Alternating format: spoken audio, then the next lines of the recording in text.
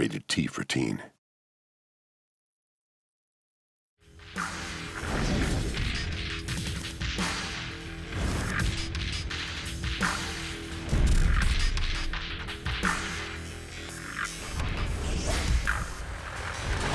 Blacklight, it's all about the multiplayer. We have 7 modes for players to choose from.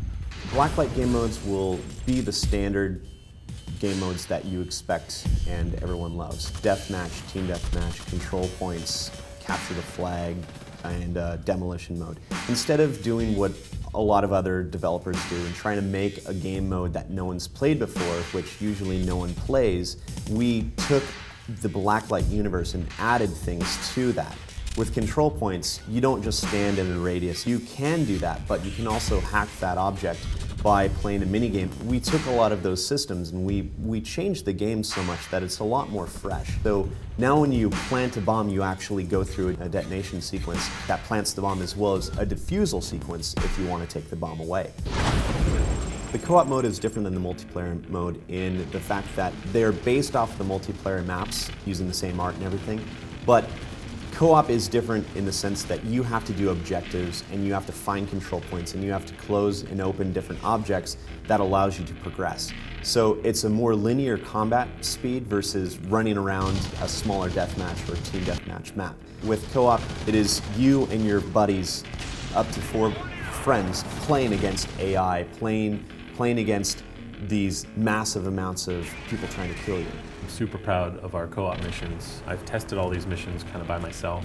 And once I got someone else in the level with me, it changed. It was just a totally different experience. It's one thing to just fight a bunch of AI by yourself, but with your buddies, being able to flank the AI, all these co-workers of mine, we play this game every day and we still have a lot of fun with it.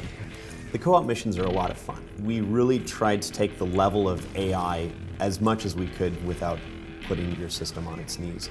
We really want the players to be frantic and yelling at each other over their headsets, because the idea of going from multiplayer to a single player experience, we didn't want to make a single player experience. We wanted to make a co-op experience. We wanted co-op to be something that you would play over and over and over again. That's why we added more dynamic systems and randomization of where the AI spawn.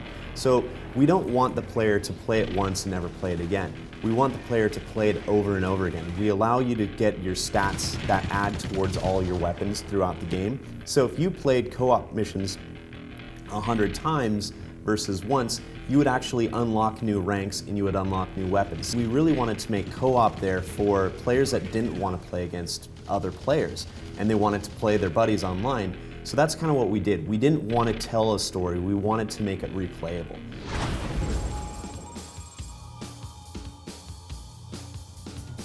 Players can expect from the multiplayer very fast action.